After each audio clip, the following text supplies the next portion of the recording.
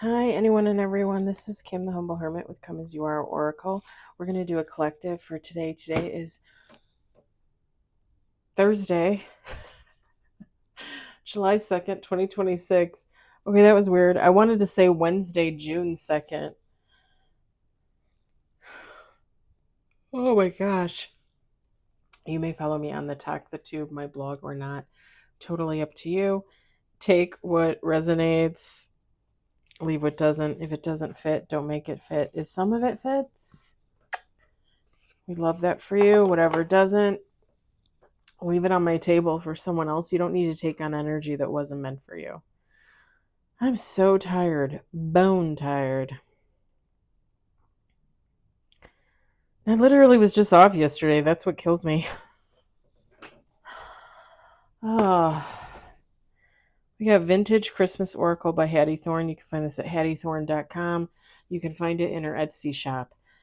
I was going to choose, well, I would have chosen something different, non-Hattie Thorne. Except I've been thinking about this deck for days, probably since like Monday.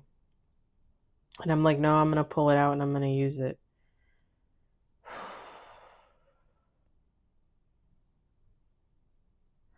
It's been a day, man.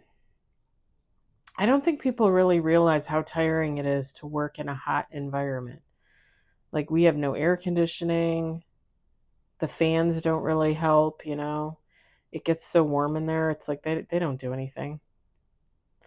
And I drank like 4 or 5 bottles of water today. So like 80 to 100 ounces of water, and it didn't do me a damn bit of good. Did not do me any good. This is hibiscus tea. It's supposed to promote heart health. All right. Enough waffling. I came home, fed the cats, ate dinner. I did some boxing. I got some new toys for my gym, so I was kind of playing around with one of those. And then I was like, you know what? I can't do this anymore. I'm like so tired. I still got to walk 4 miles before I go to bed. I want to do some more modules for my class. Busy bee. We got 3 on the table. 3 on the table. Well, now we got 5 on the table. We're going to do 2 more shuffles.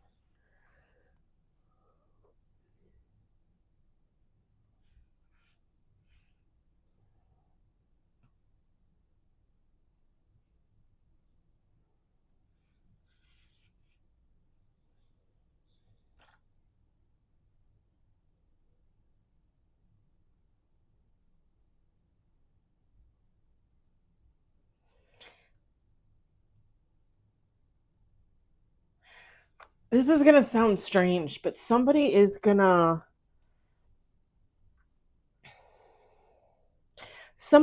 be told like how good of a person they are, but they're also going to be told in such a way that it's like somebody's going to tell them how innocent they are.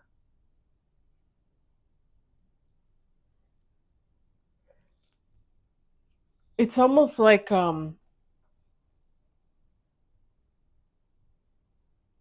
because here's the thing, I don't mean like innocent, like, you know, like childlike or anything like that. I mean somebody's going to be told that they're innocent. Like let me just make up a scenario for you. Like, let's say you're at work and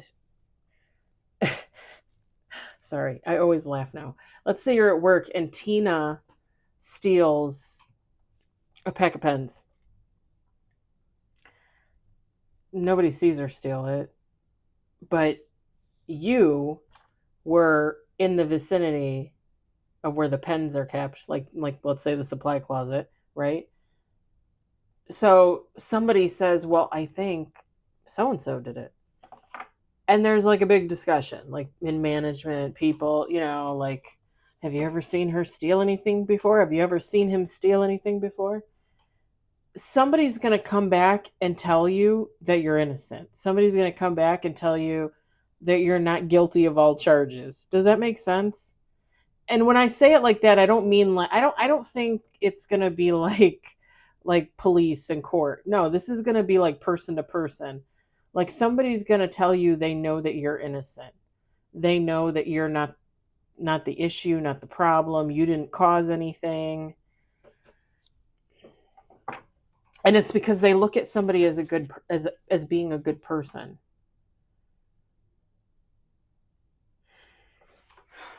Two more shuffles. Oh man.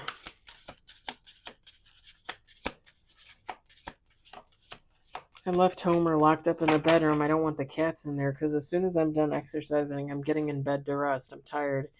And he's the only one in there, so I closed the door. Now I can hear him whining. He wants out. These dang cats. And I was just loving on him, too. We got 7 with bottom of the deck.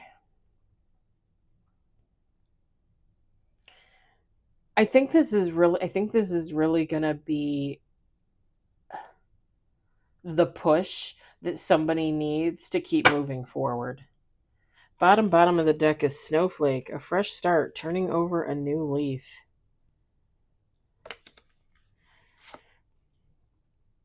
Top of the deck, Acorn, starting something new. Planting seeds for the future.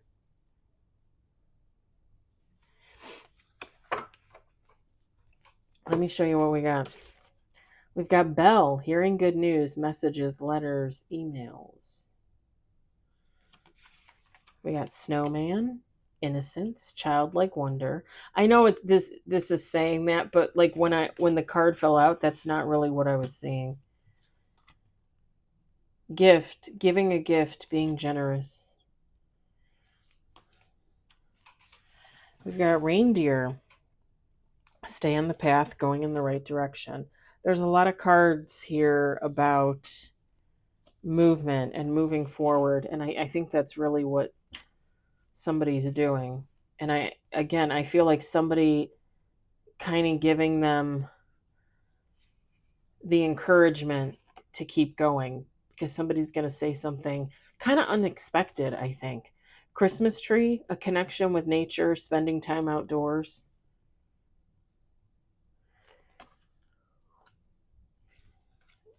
Somebody might need to like ground, earth, that kind of thing. Puppy, end of troubles, release from burdens. That puppy is cute too. Every time I see him, makes me want a puppy. I got puppy kitties though. She literally just walked her dogs to the end of the building there and then walked them back and put them inside. Y'all, I can't even. Snowball, unavoidable change, a U-turn, bottom of the deck. Feminine, masculine, take how it resonates. Yeah, somebody's going to come in with some type of unexpected but appreciated, like,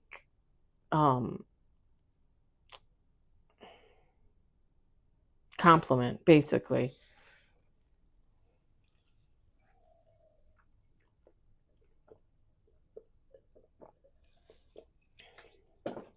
Because somebody's going to be like, oh, I knew you were innocent the whole time. You're too good of a person. Something like that. Something like that. I think I've talked before. It kind of here's what it kind of gives me. Let me tell you. Because I've talked about this before. You always know when you're upright in a situation because you keep moving forward. You keep moving in positivity. When somebody is like karmic or toxic or they're just not on their right path, not in their purpose, like shit happens, you know? A lot.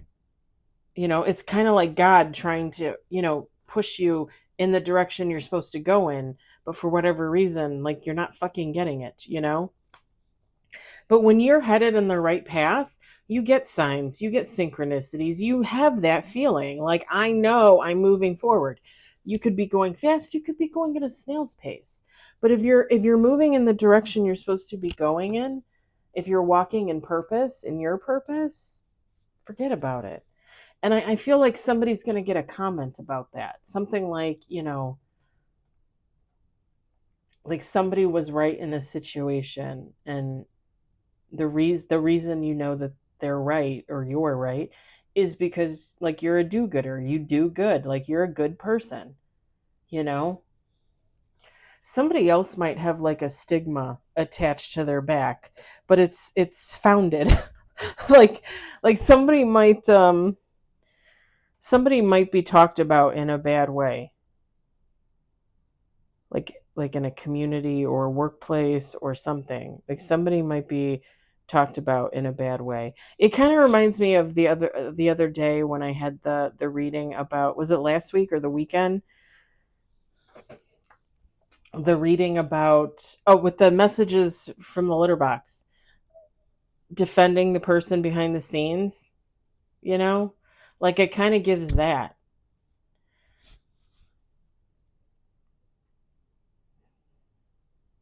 I don't know, somebody's just going to be told like what a good person they are, and they never thought they were involved in something. I don't know, something like that. And it's going to be a gift in that somebody needed to hear it, because it's going to be what pushes them forward on their journey. Stay on the path with the reindeer, end of troubles with the puppy, and change with the snowball. Yeah.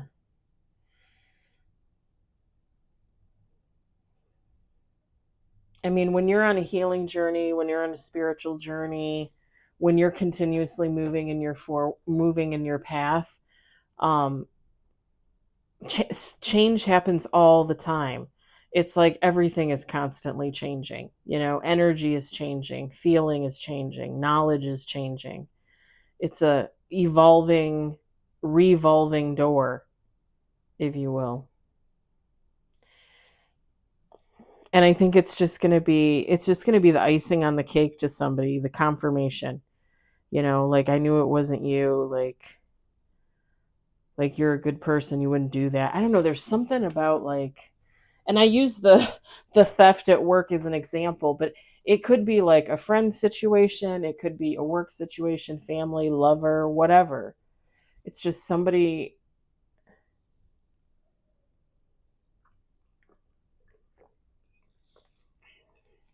because it almost feels like somebody's going to get called out for something, and whether or not anybody believes it,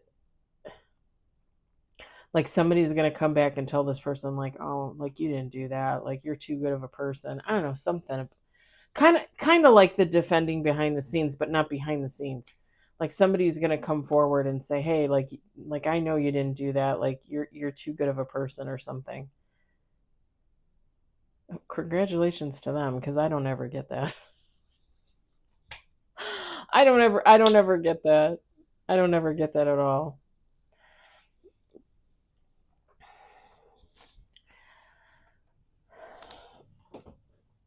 I mean, that's fine. I don't really need the outside validation. I know that I'm a good person and I do things, and I know that I try, and I know that every day I wake up with the intention to do better and be better. And that's all I care about. I don't really give a shit about anybody else. After everything that happened the last few years, the ex best friend, last year with the guy I was in love with, and my two friends that just turned out to be total fucking flakes. Like I feel like a month or two ago I just came to this realization, and you can call me out and say what you want to say. I don't think, I mean, yeah, you could say it's trauma, but it's just realistic. I can't trust anybody. I can't trust anybody I work with, like at all. I can't. I just can't. Like I have something going in the works, something that I'm going to do that could be pretty big, pretty momentous, and I have not told one living soul. Not one. I don't trust any of them. I just don't.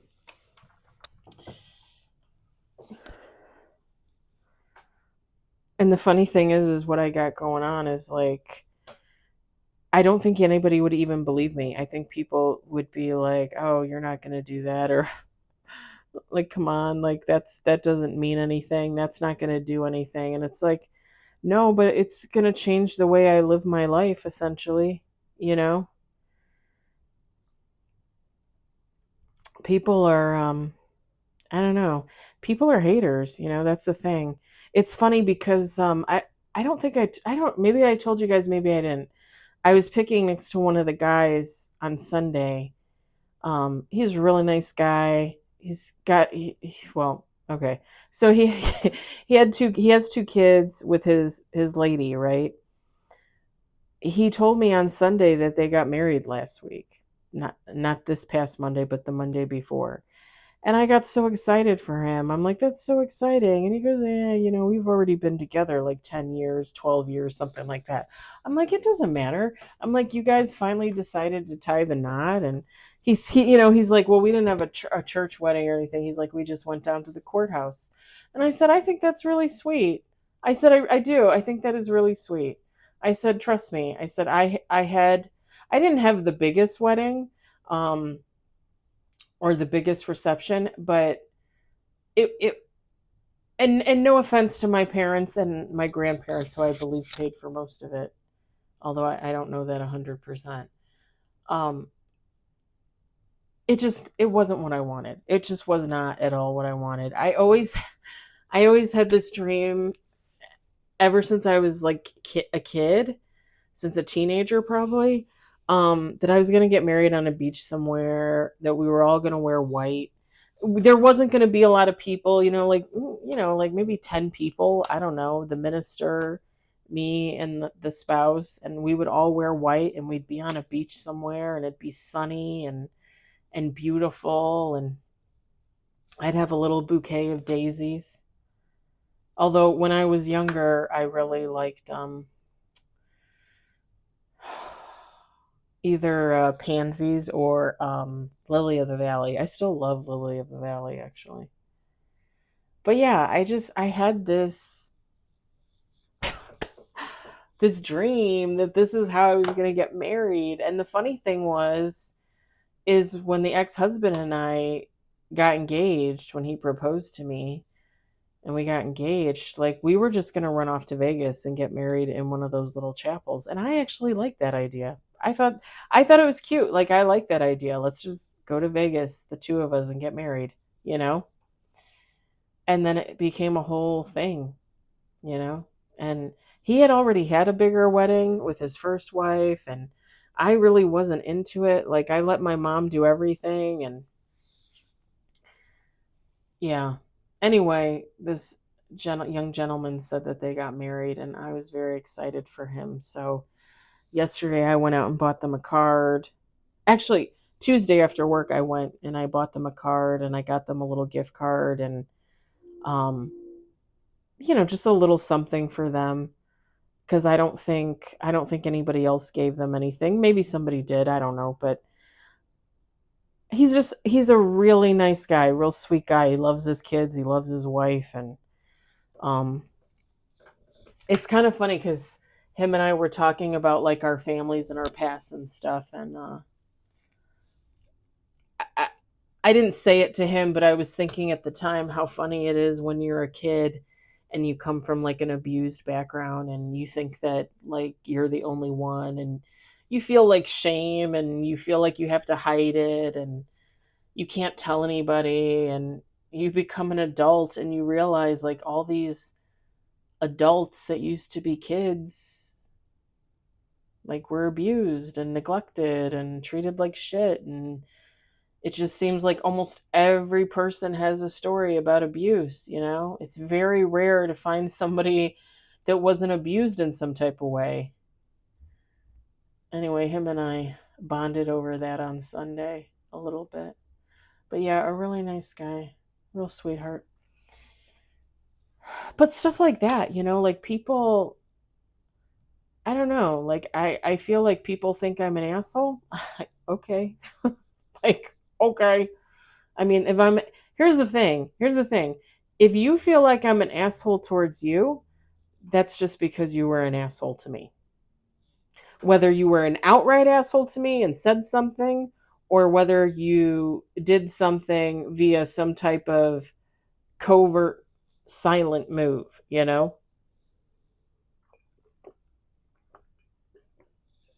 Because again, I used to tell people all the time, highly intuitive, psychic. People don't believe me.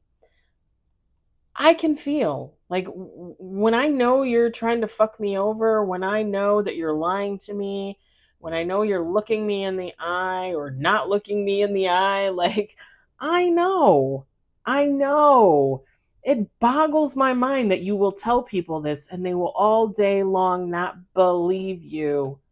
Even the ones that say they have it themselves will not believe you.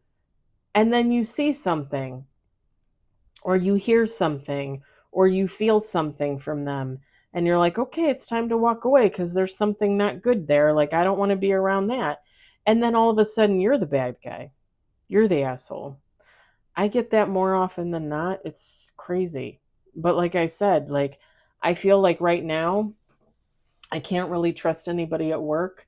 So I tell even people that I felt like I was connected to, I tell them very little, very little. And I'm okay with that. I'm okay with that.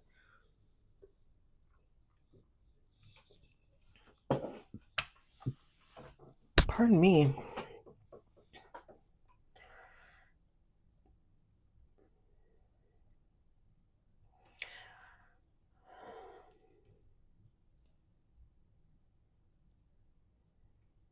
I think because I jabbered on, I don't think I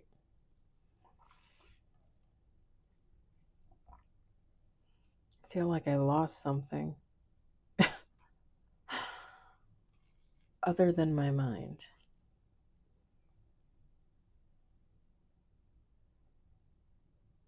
Oh god.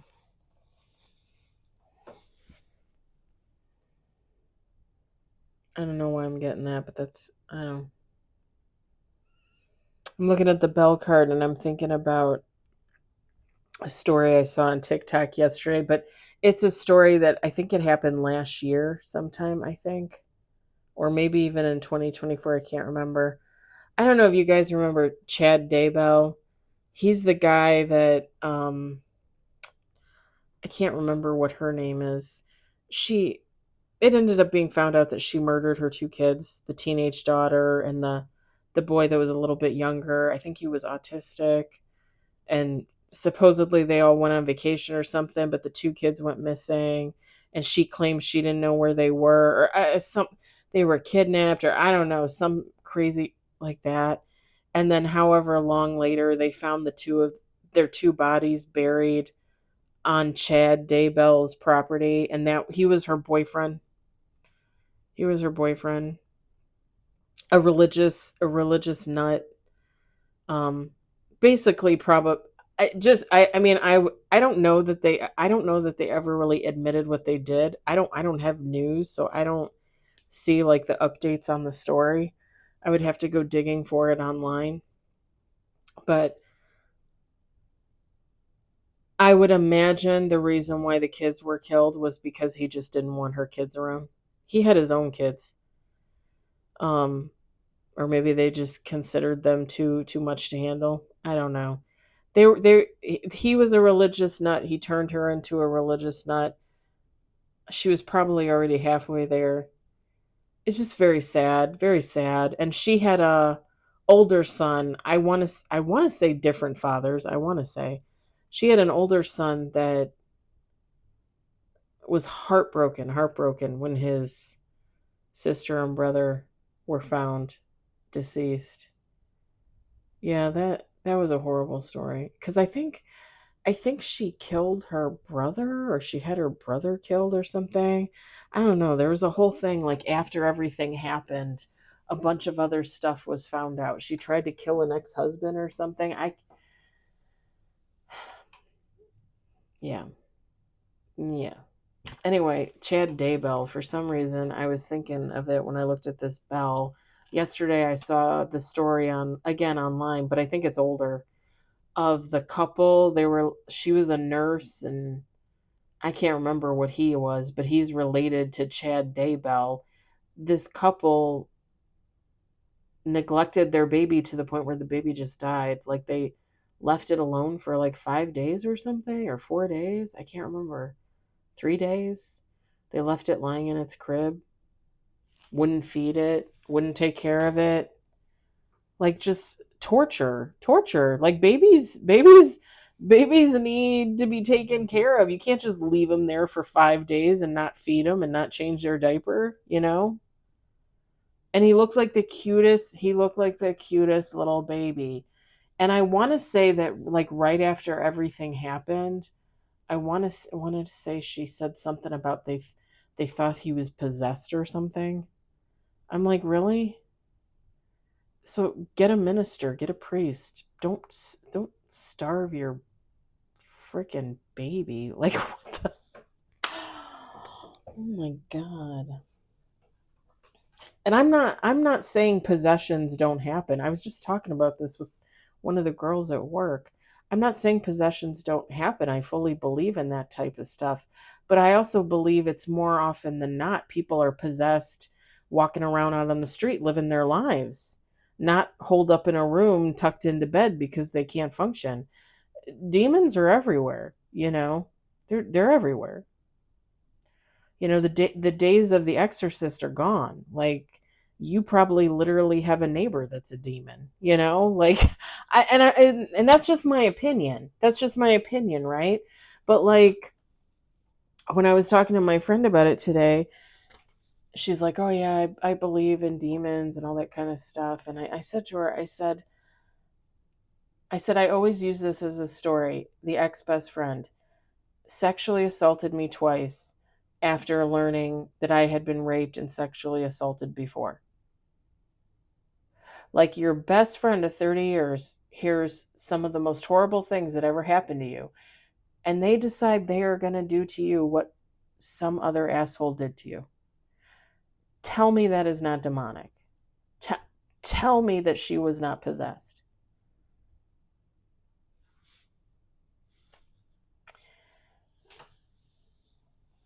Because who does something like that in your right mind as a human? Who does something like that?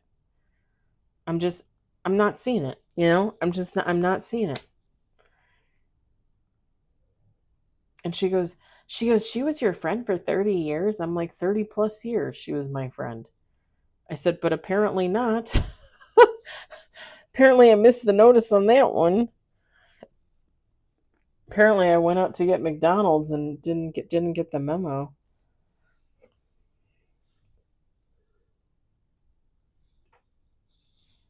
All right. That was depressing enough. This was a good reading, I think. If somebody's really going to feel empowered to continue on their journey after they get some compliments, for sure. I'm gonna leave it there because I ranted like for 15 minutes about my own BS. Y'all, I would say you all got to stop me, but you're not really here yet. Not yet. Orange Kitty, he's so cute. I want to take him. He's so cute. All right. I hope it resonates for you. I hope you enjoyed it. I hope, if anything, you're entertained. I hope you all have a fabulous Thursday evening, and I will talk to you later. Bye.